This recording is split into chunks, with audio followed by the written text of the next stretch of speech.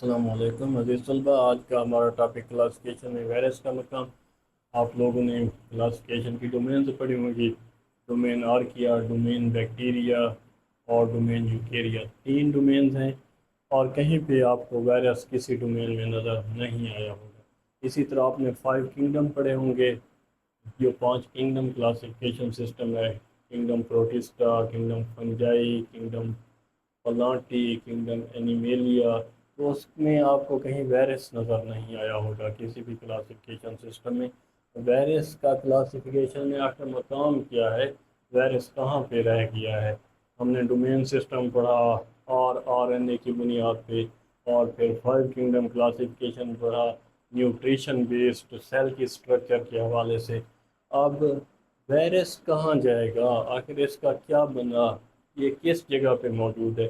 تو آپ کو ایک بات ذہن میں رکھنی ہوگی کہ وائرس جب بھی کسی ہوسٹ کے اندر جاتا ہے تو اپنی ریپروڈکشن سٹارٹ کر دیتا ہے، یعنی جب کسی میزبان کے جسم کے اندر جائے گا تو وہاں پہ اپنے آپ کو ریپروڈیوس کرے گا، اپنی نسل بڑھائے گا، اور یہ والی جو اس کی خصوصیت ہے، یہ اس کے زندہ ہونے کا ایک ثبوت ہے۔ اور جب اسے ہوسٹ کے جسم سے علیحدہ کیا جاتا ہے تو یہ کرسٹلائزڈ فارم میں چلا جاتا ہے، گیٹی شکل میں چلا جاتا ہے، یعنی غیر جاندار نظر آتا ہے۔ اس وجہ سے اسے جاندار اور بے جان کے درمیان ایک بارڈر پہ تصور کیا جاتا ہے، اور کلاسیفیکیشن میں اس کا کوئی مقام نہیں ہے۔ تو وائرس کیا ہے؟ اے سیلولر پارٹیکلز ہیں یا سب سیلولر، اے سیلولر یا سب سیلولر۔ اے سیلولر کا مطلب ہے سیل سے نچلی سطح، سب سیلولر کا بھی مطلب ہے کہ سیل سے کوئی نچلا لیول ہے جہاں پہ یہ موجود ہیں، اور ان کی جو خصوصیات ہیں وہ نہ تو جاندار والی ہیں نہ بے جان والی ہیں، بلکہ یہ ان کے مابین تصور کیا جاتا ہے۔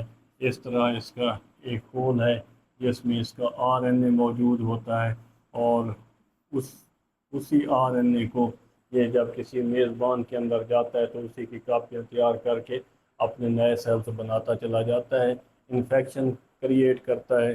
اور عام طور پر جو وائرس کے سیلز ہیں 2 طرح کے ہوتے ہیں: پرایونس اور وائرائٹس۔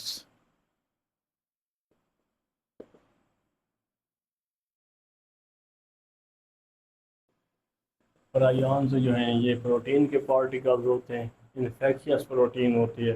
انفیکشیس پروٹین کا مطلب ہے بیماری پیدا کرنے والی پروٹین، اور وائرائٹس جو ہیں یہ آر این اے پر مشتمل ہوتے ہیں۔